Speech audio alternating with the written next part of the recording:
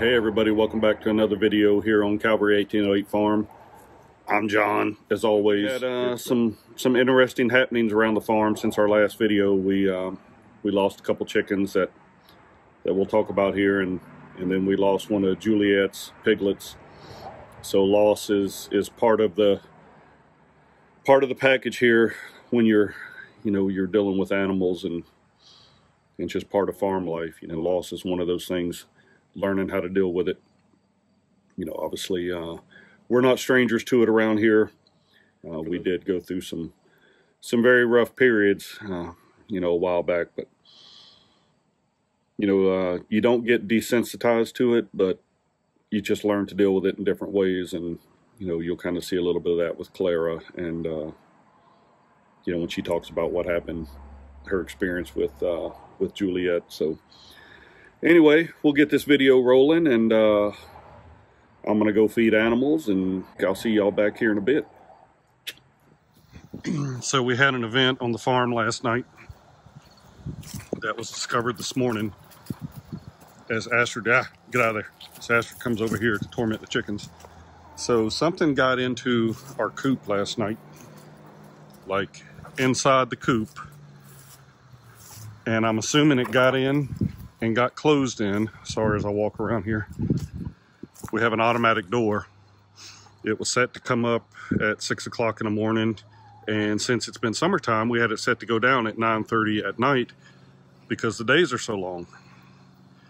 Well, I just changed it to close at 7:30 in the evening, 19:30, for those of you still cooking on military time, because something got into the coop last night and ate 2 of our chickens inside of the coop.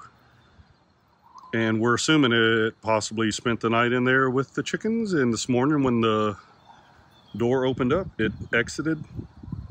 So we did have a raccoon come through. It's been a few years now. Our coop was back a little bit, and it killed, oh man, at least 20 chickens. So that's the thing about raccoons, is they tend to not really eat a whole lot of the bird. They eat the head and the crop, or at least pull it off, and they'll leave the rest of the bird laying there. Whatever got in here and ate these chickens pretty much picked them down to the bone, which haven't seen stuff like that before. We had a fox that was laying out up in, thank you chicken, that was laying out up underneath the cedar tree. Let me see if I can walk over here so I can see it. And it was watching People TV, sitting up underneath the cedar tree, eating our chickens, because I found the burrow where the fox was living, because I saw it sticking its head up, and I followed its little trail, big finger coming in.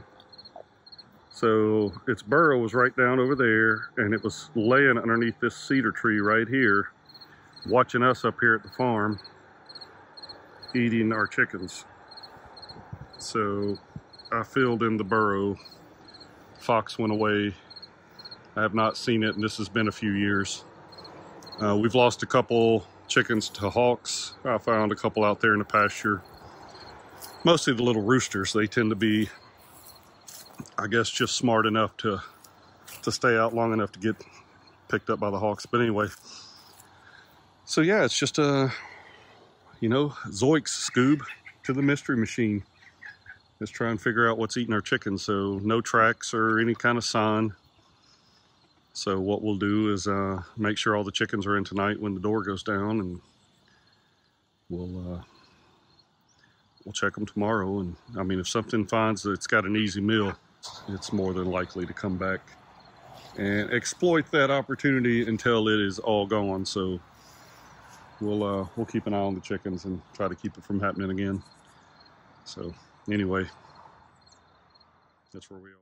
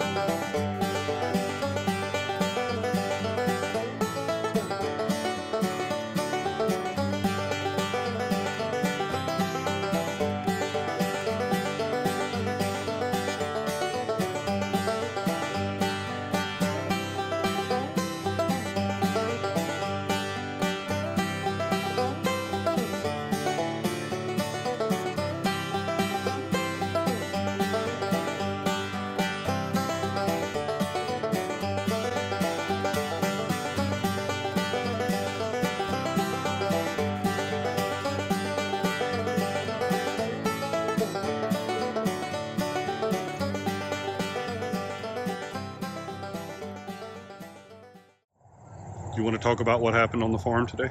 Juliet ate one of her piglets. You want to say how you found it? I was feeding the pigs something, and then Grandma saw Juliet eating something. She thought it was a rat. It was just a piglet butt. So it was just the bottom half of the piglet hanging out of her mouth? Yes. I wish it was a rat. Yes, it would have been nice if it was a rat. Of course, it had to be Spot, the only one with the one spot. I know, but he was one of the runts, and He was the one that looked the worst, apparently. yeah, we think he was already dead. And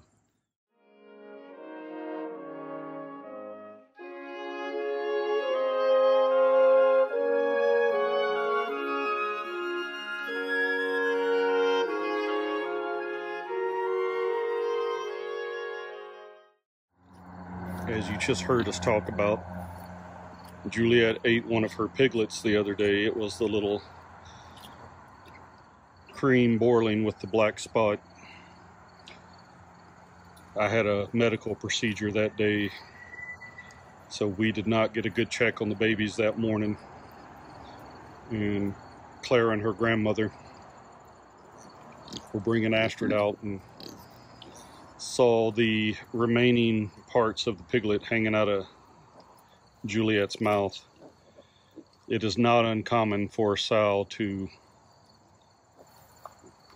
eat her piglets, so we think that it was potentially already dead. Oh, Zoomies over there. I can't keep up. There's pig cuteness all over the place. Let me try to back up here. So we had, you know, three and a half days of rain, and we checked the piglets pretty much daily. They were nice and dry inside of those huts, so we don't think it was an issue with, you know, anybody getting wet. That piglet was the runt. You know, and sometimes things are just stacked against them. We'll never know what happened.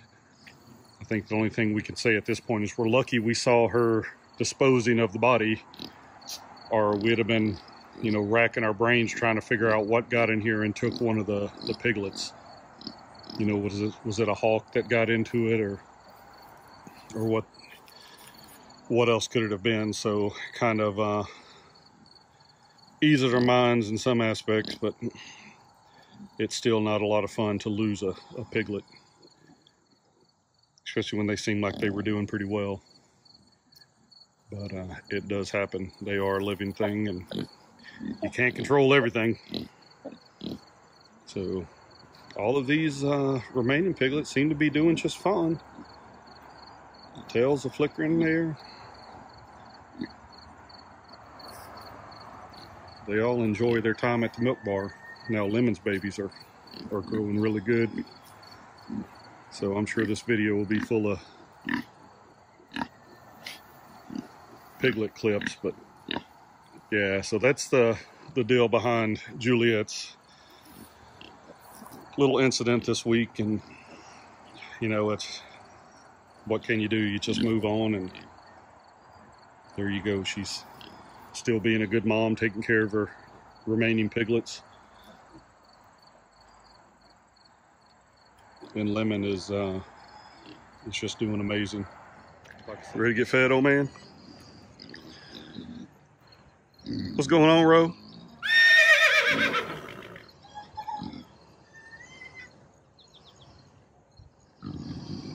Oh, we're getting the piggies woke up.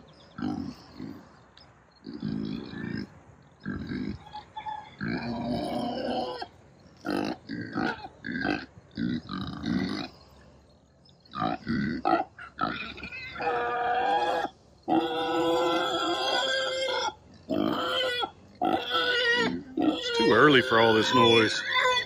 Anyway, everybody just got fed. Quick walk here. It is a gorgeous morning. It's probably in the 50s. I don't think it's down in the 40s. And how wet everything is. Babies are not out this morning.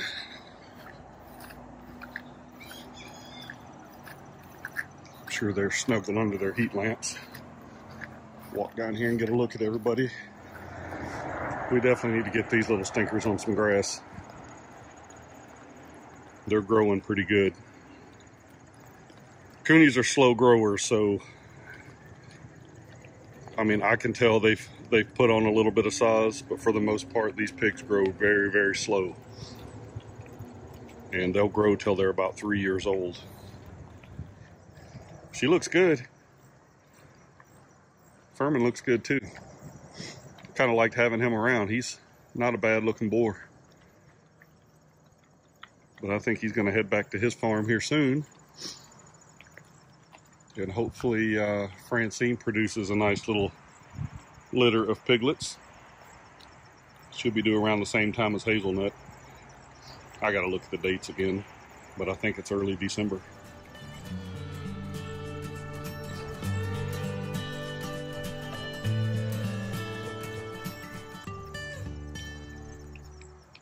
Anyway, we're just watching piggies right now, because who doesn't want to just sit and watch piggies?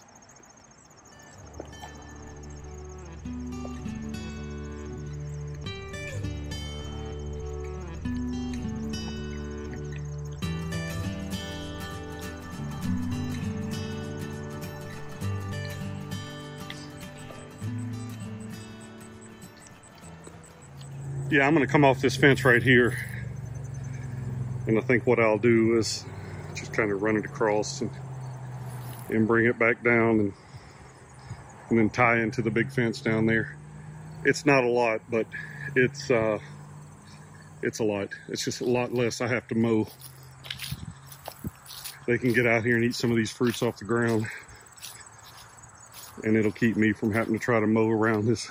This is a pile of dirt here that I've been working on for a couple years, knocking it down.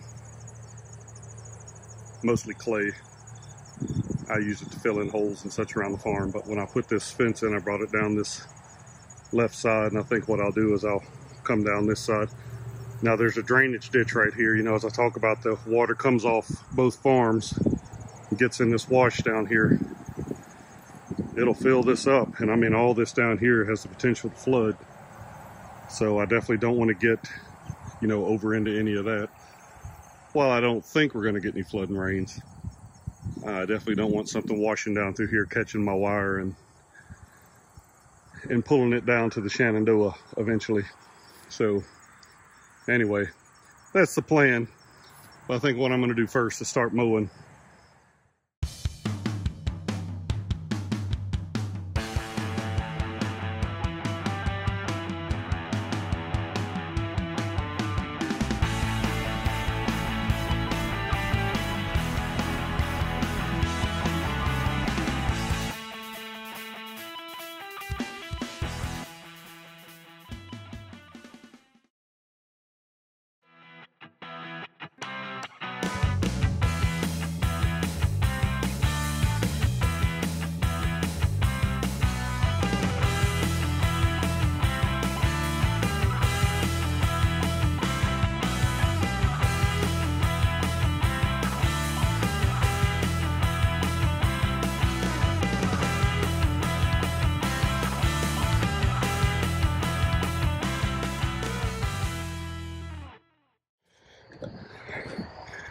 All right, everybody, just got done moving these sows around. It did not take them long to get on the new pasture. So, like I said, it wasn't much, but a little bit goes a long ways. I'm a little bit winded running up and down this hill. Let's get down here and get a look at them, and we'll test the hot wire, make sure it's good. So these testers are pretty easy. Got a little grounding piece here you stick in the ground, and then just hook this little hook over the wire.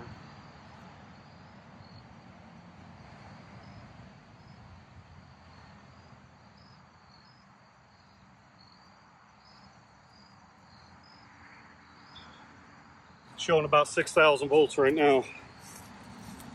I'd like to see it up around 7, which is the max of what this will read. But I probably got some weed pressure on this right now that's grounding it a little bit. That's still plenty warm enough to get the old piggy spine tingling and keep them off that fence. Now these girls are pretty quick to get down here. Sweet Caroline right here. She was the first one to cross. I think she was crossing before I even had the rest of the wire down. Maisie here did all right coming over. And that's Ann Shirley up there. The other little ginger here. Whew. All right, that was fun. All they want to do is eat, huh, Jules? You don't get a moment's rest.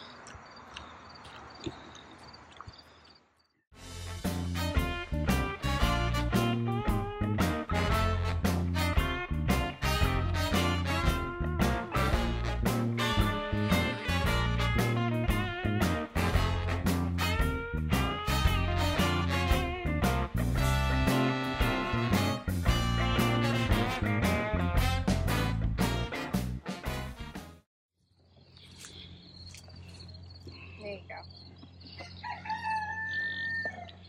Clara, what have you and Mom been doing?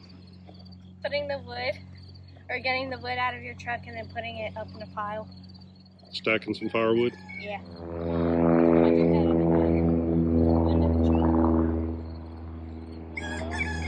Airfield's been pretty active today. Do you want another one? You gotta go up and down if you want. So use your words.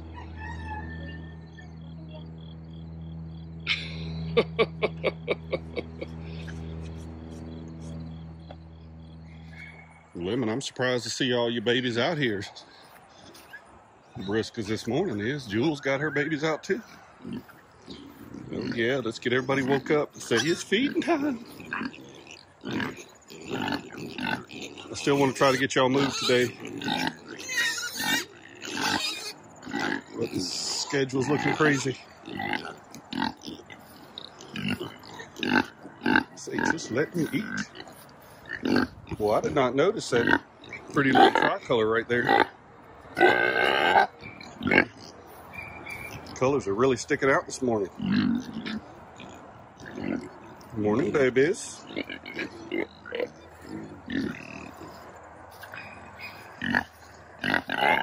Juliet. I see 6 little piggies.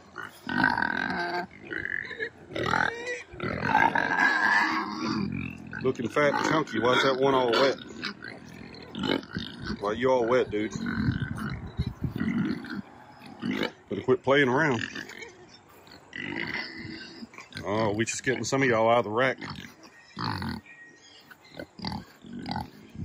Morning.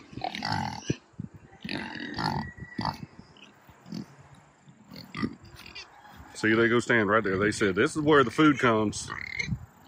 Not down there where the actual food slinger is.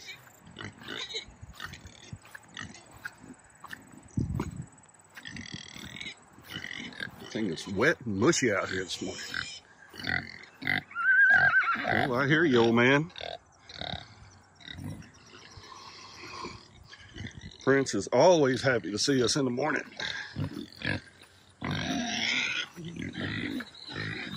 Now, acorns have been falling off that giant oak tree right there, so the barrows have been out there enjoying it. The pigs are crazy. Nice and quiet out here now.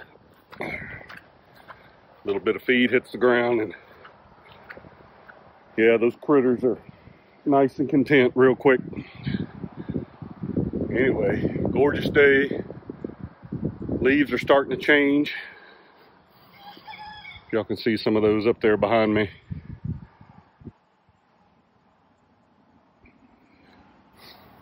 Won't be long. All those folks out of the DC area will be making their annual pilgrimage out to the valley to look at the leaves changing colors on Skyline Drive. We are blessed to live out here, and we just got to make sure we don't get so used to all this stuff around us that we become blind to it.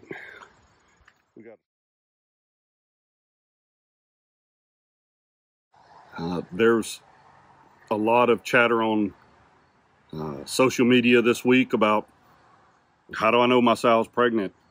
How do I know if my sow's gonna farrow soon? I mean, a lot of stuff that I've been putting in these recent videos, just trying to give a little bit of I guess, our experience out to the community to help out. And I've started kind of trying to share the videos. You know, there's a lot of Kunekune folks out there. Everybody does stuff differently. Nothing's right, nothing's wrong. If it works in your case, then by all means do it, share it. If it works for somebody else, that's great. It may not work in other instances. But yeah, there's you know, there's no right or wrong way to get into this and to become proficient at it. I'll never be a master pig husbandry expert. You know, there's just too much to learn. There's too much variance between the animals. You know, the Mother Nature is Mother Nature. She's going to do what she does when she feels like doing it, and we just have to be able to adjust. The animals, they're animals. I mean, they will survive. Kunekune. I want Kunekunes for what Kunekunes are. You know, they're a small size, lard breed heritage pig that is not going to grow super fast. They're not going to get really big. Hell, maybe next week's video, I'll just talk about the goals of the farm and why we're doing what we do. And, you know, maybe that'll kind of help with some of the things that we're doing around here. When you see us doing them, you can kind of trace it back if you're that invested in what we have going on as to why we're doing it. So, it sounds like a good idea. It ain't the worst one I ever had, and I have a whole lot of those several times a day. We'll see. I know I do not want to farrow pigs in Shenandoah Valley, northern Shenandoah Valley, in January, February, or March, because those are normally the months where it's just wet and nasty cold.